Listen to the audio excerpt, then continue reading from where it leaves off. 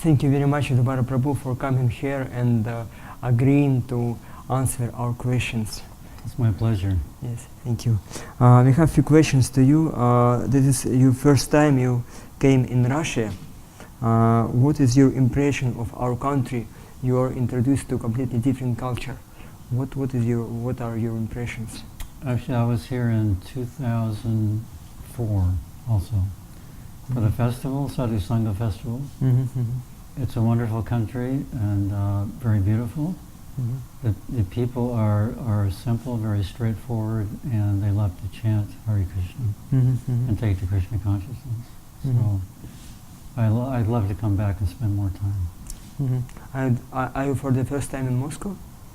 No, I was in Moscow before also, a very short time. I went to the festival. Okay, on the way to the festival. Yes. Okay, yes. Could you please speak about how did you meet with Srila Prabhupada? What was your first meeting with Srila Prabhupada? I met Srila Prabhupada actually first in Surat in Gujarat. But I came to the temple to do a magazine article. I was a still photographer at that time. That was the summer of 1970. And I met Prabhupada through his potency actually the first time, through his temples, the devotees, the prasadam, the philosophy, the incense, everything about the temple I liked on first meeting. So, and then I met Prabhupada, of course, in person in Surat. Should I tell you about that? Yeah. What was your impression of meeting with Srila Prabhupada? How what amazed you in him, or what caught your eyes first? Yeah, very powerful personality. Being in Prabhupada's presence was not so easy because he was so potent and powerful. And his straightforwardness was very disarming, you can say, the first time I met him, because I asked him if I could stay with the party and travel with him in India. And I was a new person at the time. I knew nothing about Krishna consciousness, really. I was just doing a story, basically, a photo essay. And Prabhupada said, "So are you going to become a devotee?" And I didn't think so. I said, "No, I don't think so, Prabhupada." And he said, "Then you cannot stay." So that's a long story. I stayed for 2 months and traveled with the devotees. But Prabhupada saw a little spark of interest in Krishna consciousness, and he allowed me very kindly to stay and travel with him. You followed Srila Prabhupada for 2 months.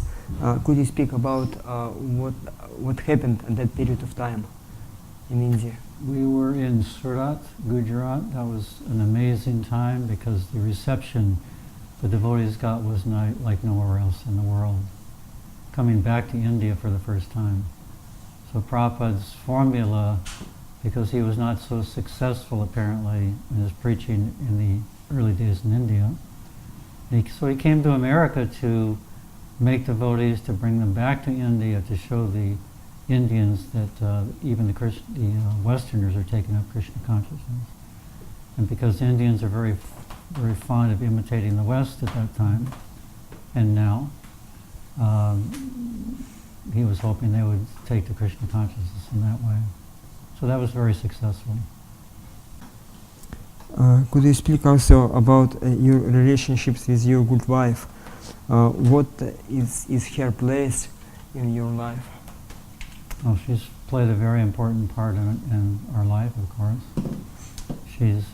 We've raised 2 daughters, very nice devotees, both disciples of His Holiness Radhanath Swami. And she's played a very important part in our filmmaking. In the early days, she was the writer and also the sound person, taking the sound. At that time, the sound recorder was separate from the camera. So then afterwards, during editing, you would sync both of them up. So she had to do a separate sound, and very instrumental in the editing process, also giving advice. I was doing the shooting and editing also. So very important partnership. What do you think would be most important for the Vaishnava who is producing films, making films? What would be most important to take part in such an important service as to producing films about Vaishnavas or for the Vaishnavas? Yeah, I think it's a very important service because people today are mostly visual people. They're not reading so much. So the audiovisual media is extremely important. One of the reasons we produced Hare Krishna film is to bring Prabhupada to the public, because devotees know so much about Prabhupada and the philosophy, but the outsiders don't. So we wanted to give them a chance to benefit by Prabhupada's association, and especially to bring the film to the theaters, because the theaters is where the public is most easily comfortable. Not many will come to the temple, but everybody will go to the theater. Prabhupada wrote me a letter. He said practically people enjoy seeing any film, but if it has something Krishna conscious to offer, then it becomes a real pleasure. So it's a very important service, especially writing for dramatic feature films. Ours has been documentary so far. We produced one very short featurette, you could say, 25 minutes Spark of Life. But that was the only dramatic film we produced. But it's very important these days to produce dramatic films. We haven't really done that. And essential to that is a good script with a good story. So script writers it's rare to find a good script writer. We encourage devotees to take up that occupation. What could be the basis of the script, on your opinion? The basis could be any subject.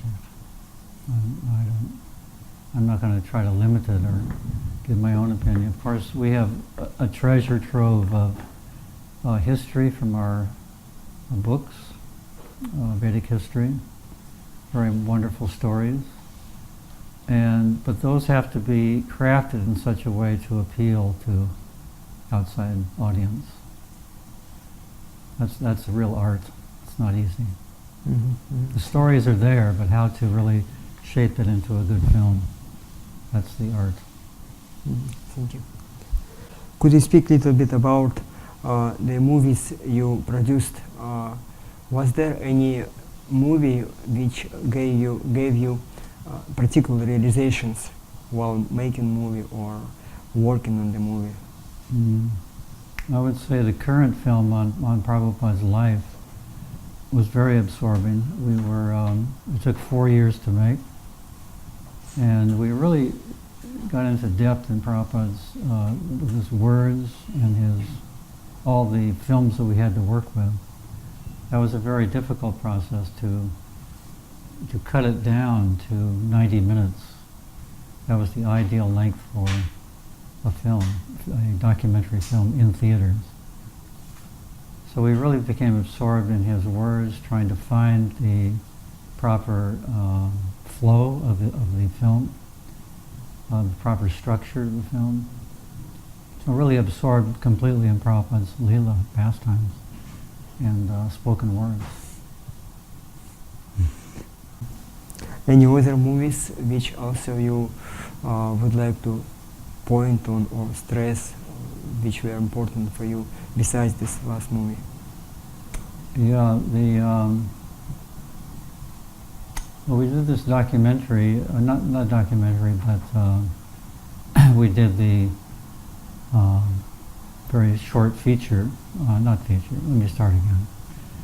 We did the film called Spark of Life. That was a dramatic episode. And that was very interesting to present the philosophy coming from two newcomers to Krishna consciousness. Originally that film was asked to be done by the Bhaktivedanta Institute. They wanted a film showing how life comes from life and not matter, to defeat the current arguments of the material scientists. But we thought if we did that, the film would be outdated eventually, because their arguments are always changing. So we decided to base the film on the arguments in Bhagavad Gita. So how to present the philosophy in an entertaining way with two people discussing the philosophy of Bhagavad Gita who didn't know much about it. Basically two students on a college campus. One was taking a course in Bhagavad Gita and the other knew nothing. So his friend was trying to convince him of the importance of this newly discovered knowledge. That was a challenge.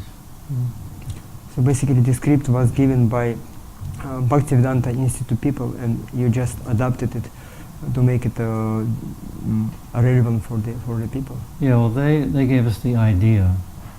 We made the film according to what we thought was most effective way to present the philosophy of Krishna consciousness.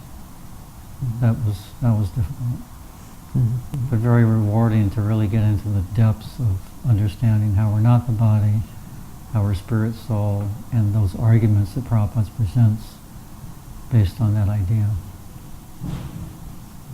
Thank you.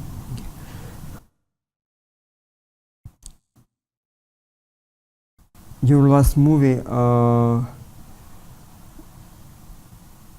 can you say that this is your most important movie in your life, most important film you produced about Srila Prabhupada? Yeah, the Hare Krishna film is probably the most important film because it's gone beyond just the devotee community. It's gone out, and that was our dream from the beginning, to present Prabhupada to the public in a place that they would feel comfortable going.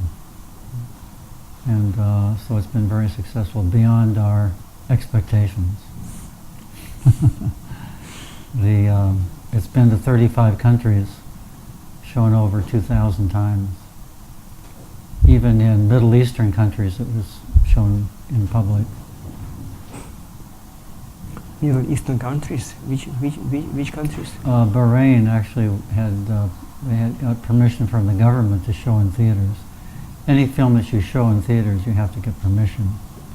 So we did get that permission through the government, and government people actually came, watched the film.